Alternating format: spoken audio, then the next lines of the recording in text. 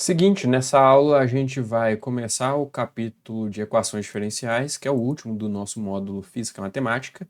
E nesse capítulo a gente vai mostrar como resolver algumas equações diferenciais de forma simbólica e numérica, em que nessa aula eu vou tratar da solução simbólica, mais especificamente falar sobre sintaxe básica e constantes não determinadas. Começando aqui por sintaxe básica, a função que vai resolver para a gente uma equação diferencial vai ser a DESOLVE, pelo menos de forma simbólica, em que uma das implementações de DESOLVE é essa daqui. Essa aqui é uma das suas sintaxes que resolve uma equação diferencial ordinária, em que, repare, no primeiro argumento a gente passa a equação, que envolve derivadas, de uma determinada função, que está aqui, e essa função, por sua vez, ela possui uma variável. Então, aqui a gente passa a variável. Então, por exemplo, suponha que a gente tem uma equação envolvendo derivadas de f de x. Aqui viria a equação, aqui viria o f de x, e aqui viria o x, que é a variável independente. E essa é uma das implementações para DESOLVE, mas tem outras, conforme a gente pode ver na ajuda do matemática. Aqui, ó, se a gente for pegar, a gente tem algumas possibilidades de implementar DESOLVE, como por exemplo, ó, resolver uma lista de equações diferenciais, resolver uma equação diferencial parcial e por aí vai. Agora, para ilustrar como é que funciona a DESOLVE, eu vou tratar de um exemplo que é a equação de movimento para um oscilador harmônico simples. Conforme a gente pode ver aqui, eu estou passando ao símbolo SOL1 a solução dessa equação diferencial usando a DESOLVE. Qual é essa equação diferencial? É a equação de movimento para um oscilador harmônico simples, em que aqui a gente tem derivada segunda de x de t, o ômega zero quadrado, que seria uma constante, e aqui a função x de t. Então repara, aqui na segunda entrada eu estou passando a função, que é a x, e aqui eu estou passando a variável dessa função, que é t.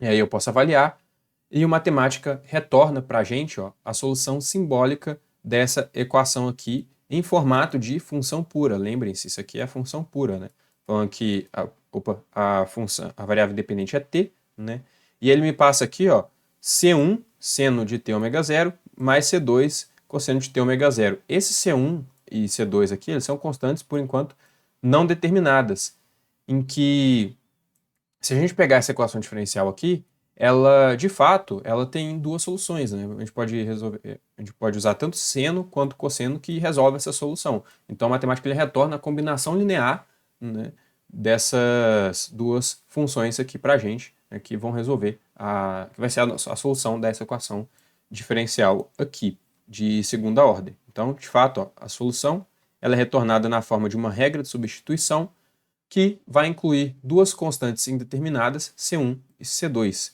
em que uma solução mais explícita ela pode ser obtida se especificarmos um número suficiente de condições iniciais ou condições de contorno.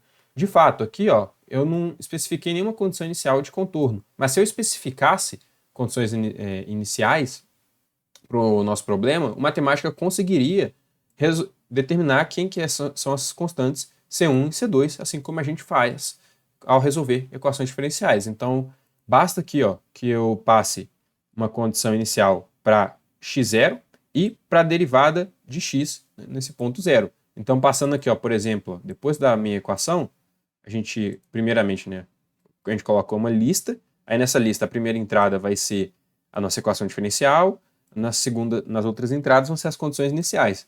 Aqui só tem duas, porque só precisa de duas, para determinar essas constantes aqui nesse caso.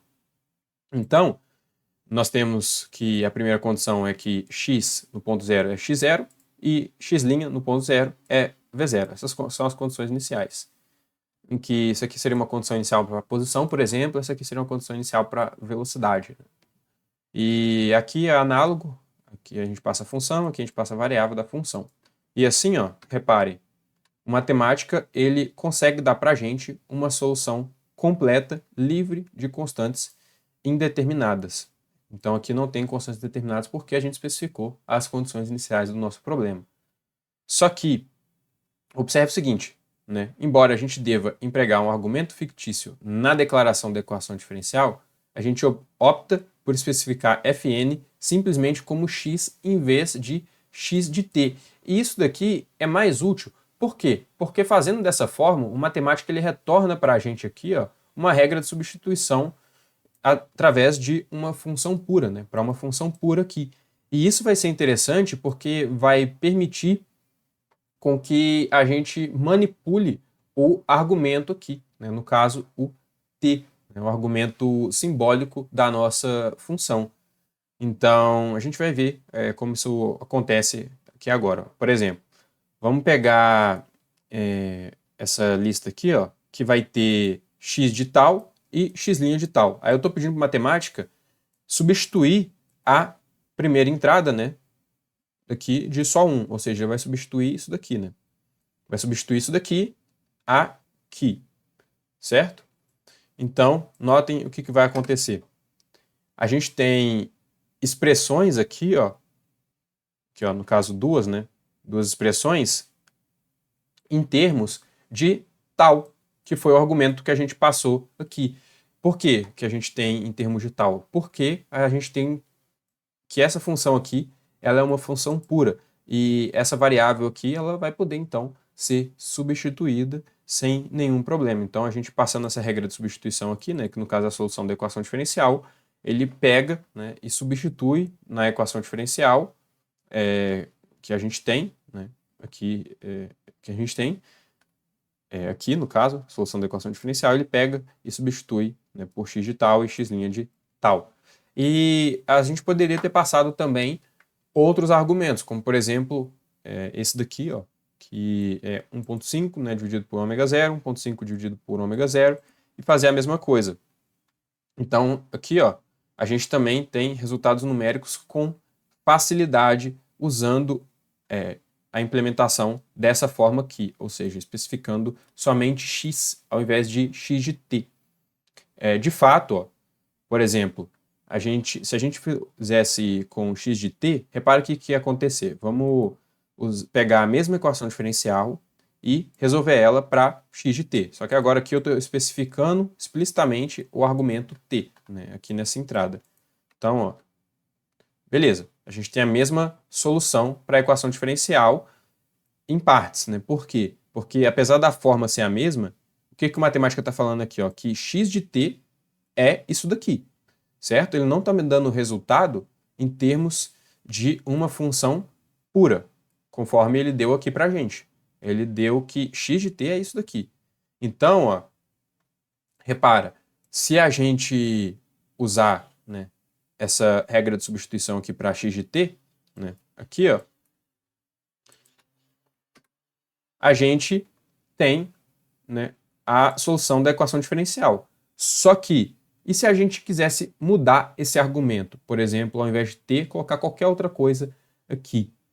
Se a gente quisesse fazer isso, como por exemplo, colocar 1.5 dividido por ômega 0, a gente já não teria a implementação desse argumento na solução da nossa equação diferencial, conforme a gente tinha aqui, ó.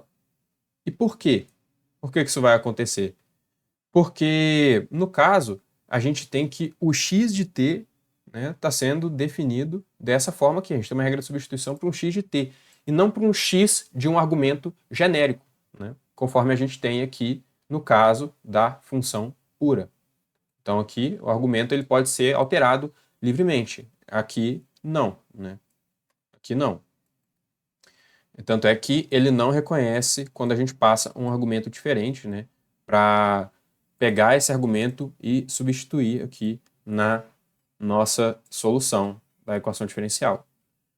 E se a gente quisesse fazer algo, isso daqui que a gente tinha feito, né, quisesse fazer essa implementação usando, né, o x de t explicitamente, o que a gente teria que fazer, né? Usando a solução 2, a gente teria que pegar o x de t, substituir a solução 2, ou seja, ia dar isso daqui, e a partir daí, então, substituir o t por 1.5 sobre ômega 0. Né? Aí sim, a gente teria, né, o mesmo resultado que a gente obteve aqui, ó. Só dessa forma, né? Porque, caso contrário, a gente não teria. Porque, novamente, nesse caso aqui, a gente não tem o resultado em termos de uma função pura. E também, consequentemente, a gente não vai conseguir obter quem que é a velocidade, né? Para o caso da velocidade, a gente tem algo análogo. A gente tem simplesmente x' de t, né? Então, para o caso da velocidade, a gente também não tem, conforme a gente tinha no caso anterior aqui, né? Esse caso anterior. E no caso aqui, a gente teria que, para implementar, né, o que seria o x' de t, a gente teria que derivar, né, a solução da nossa equação diferencial com relação a t. Aí sim, a gente teria quem que é o x' de t.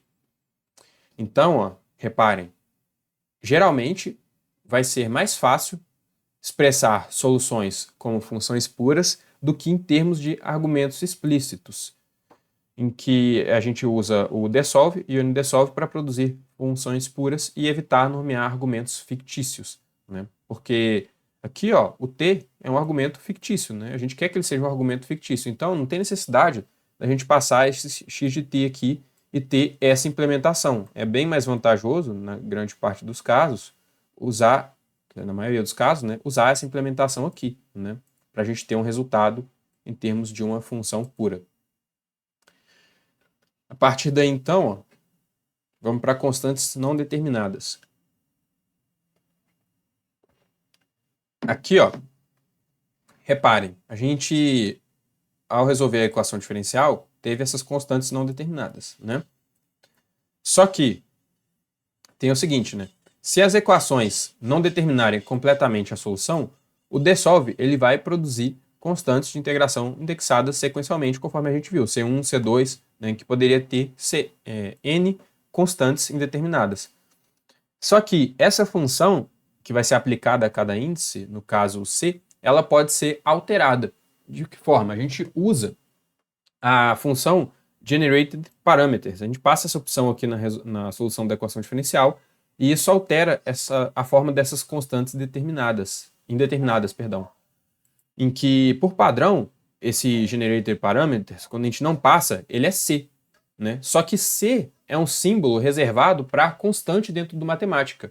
E aí isso às vezes impede a gente de fazer algumas coisas, como a gente vai ver aqui agora, né? Então, por exemplo, vamos pegar aqui uma terceira solução para a mesma equação diferencial que a gente tinha anteriormente, só que dessa vez passando a função generated parameters A. Olha o que vai dar. Vai dar aqui a mesma solução, só que as constantes vão ser A1 e A2, as constantes indeterminadas. Em que, por exemplo, né, a gente não pode atribuir ao C, né, o número 1, porque C é o símbolo de constante. E de forma análoga, né, a gente não pode fazer C1 ser igual a 0, né, que seria aquele C1zinho, né, que aparece aqui. Cadê?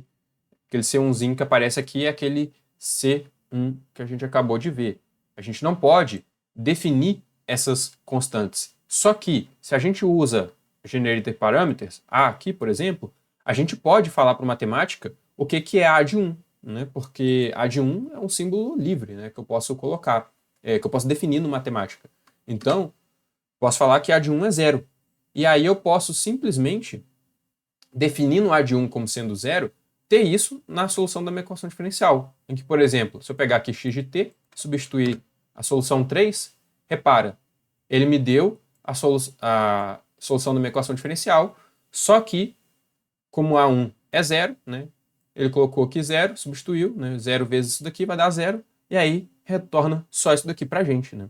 Então, com esse generator parameters, a gente tem essa liberdade na hora de nomear essas constantes indeterminadas, né? Que às vezes acaba sendo mais vantajoso dependendo da aplicação que a gente quer fazer, do que manter na forma padrão com esse C aqui, né, que a matemática passa para a gente. E por hoje é só. Vejo você na próxima aula.